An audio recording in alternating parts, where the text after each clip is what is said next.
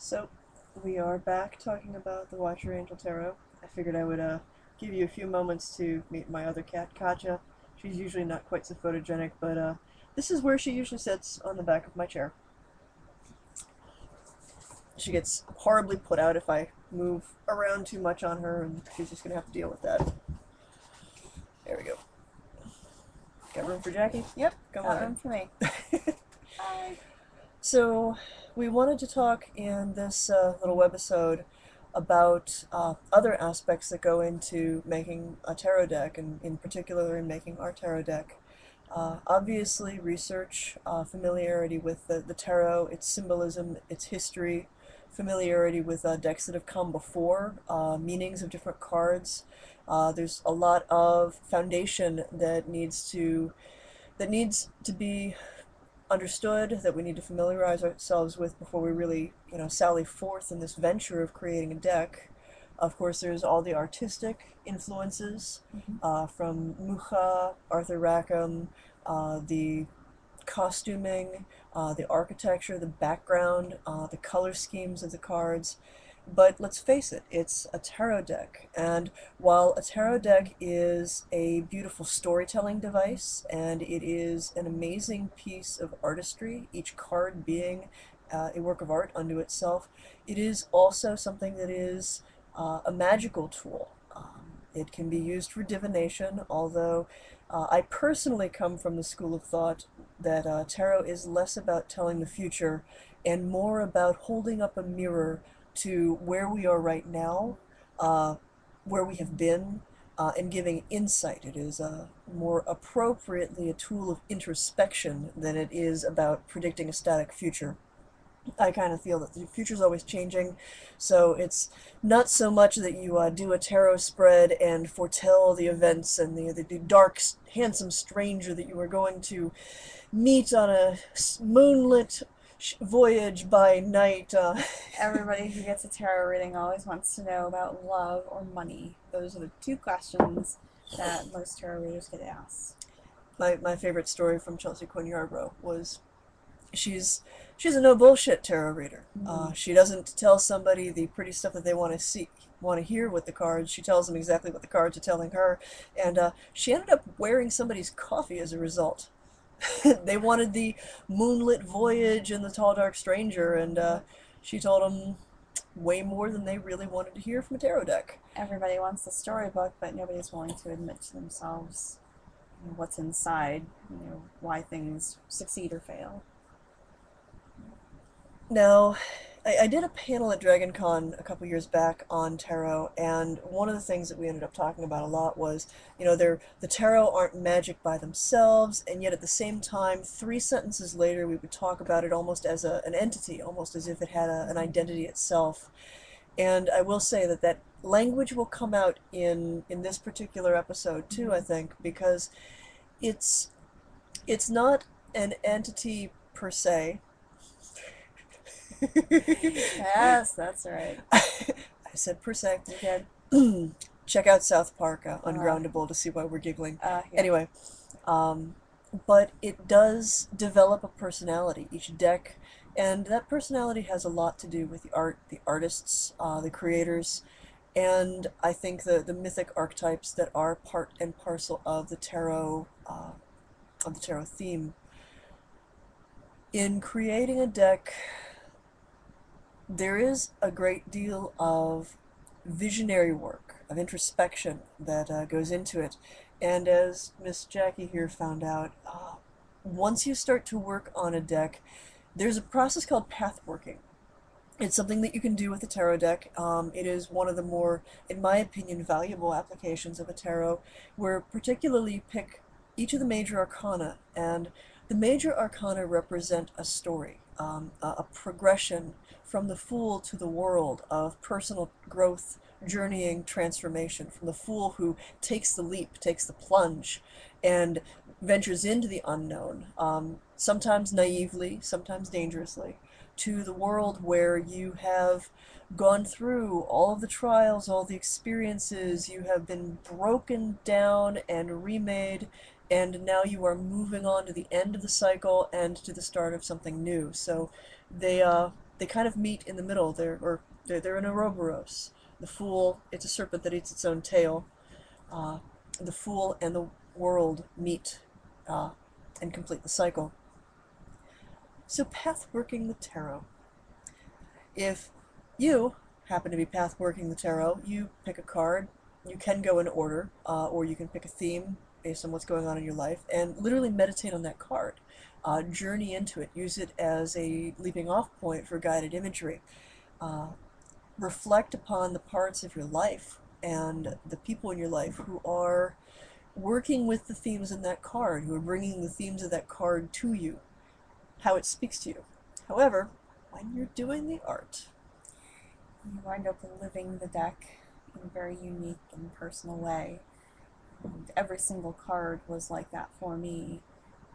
None of them went in order, but I went into the tarot having absolutely no idea what I was getting myself into, and started not so coincidentally with the Fool card, and did complete with the World card, but every single card was a process. The cards didn't go in order. The cards would just sort of occur to me. Like, I would try sometimes to paint a particular card and have it fail time and time again, and instead I would just let the cards come to me as they would, and wound up having the cards either influence my life or my life influence the cards, and it was really hard to tell which came first in the card making. Oftentimes I would be painting a card and not realize that that was going on in my life until I was halfway through the card, or I would be struggling with the card until I came to some realization in my head about what the card meant, and then suddenly the card would finish itself, and it was as though the deck was working upon my life as much as I was working upon the cards. yay, mythic unconscious. It was traumatic at times, it was horrible at times. There You're were a right, number of cards in the deck that were very painful to paint. Strength was, in a period of struggle in my life. The Wheel card was somewhat angering to me, and when I drew the card, I was struggling with it, and when I continued to work on it and I realized what the card meant to me personally, I nearly chucked my art book across the room. I wanted to run outside and pound my fist into the dirt. I was so angry. A number of cards, though, like that have been very, very personal. So every card in here, it is not that I was making just a story. It's not that I was just rehashing the same old symbolism over and over and over to create a pretty deck or a pretty story. Every card in here had meaning in my life, and it's represented by figures that that continue the story, that is represented in a style that meets with the rest of the deck, but each drawing was a very personal experience, and so what you're getting with this tarot is something that was drawn with intent behind it, behind every card, was drawn with love, with unhappiness, with happiness, with all kinds of different emotions running through it, really channeling the energy of the card and building it into something that was truly a magical work.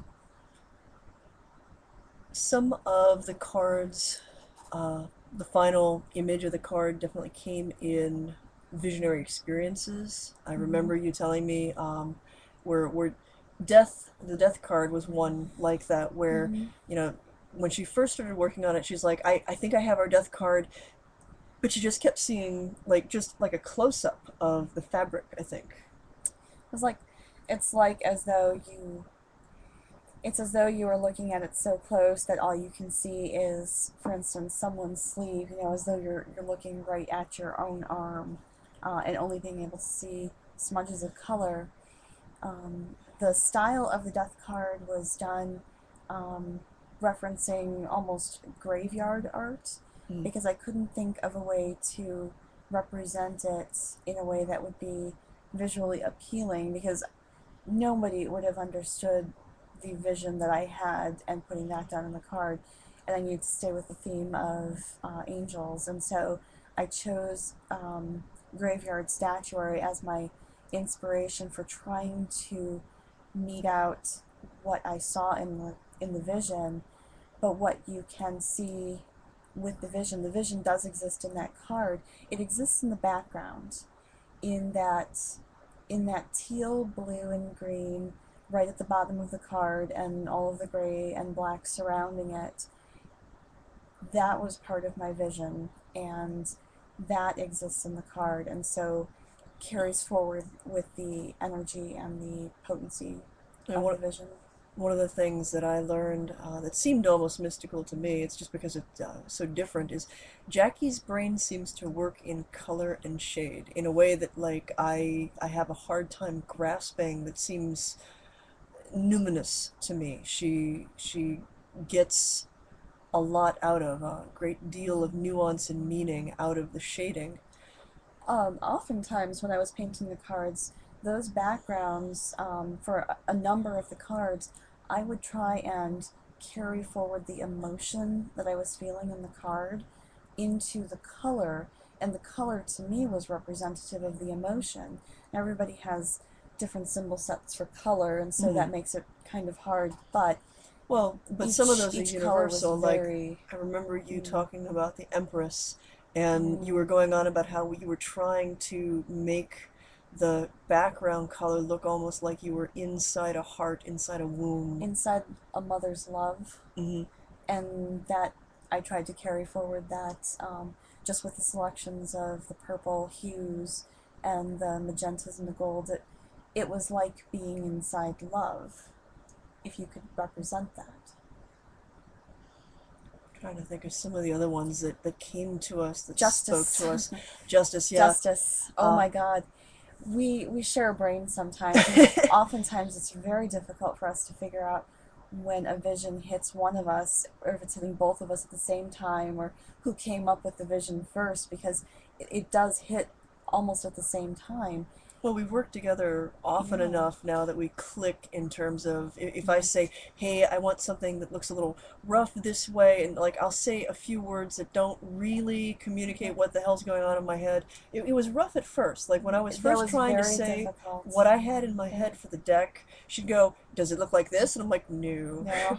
Let me try a different word. Yeah, it was very hard for the first year and a half or so, 2 years. Yeah. It was very difficult to have that meeting, that sort of psychic meeting of the minds. Well, because I was going on about Rackham, but a lot of what I was going Right. on with Rackham was more what Rackham made me feel like Right. than the literal style of the art.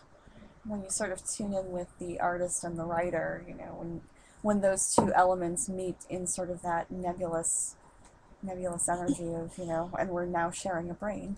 Actually, there were days where it'd be like, you know, which card we need to work on right now? I think the next card is going to be the 5. And she's like, I've already got it on the board. Yep, drawing it up. I'm like, oh, okay. I'll go back to playing Warcraft. Or working. I'm working over here. Don't mind me, working. I mean, it was like that for a lot of cards in the deck, where really it a lot of the cards were occurring to us at the same time, were affecting both of our lives at the same time. Mm. I'm not even sure if you realized it, the cards that were working on you at the same time they were working on me. Oh, yeah. Was it? Yeah, I paid attention. Didn't 'Cause make...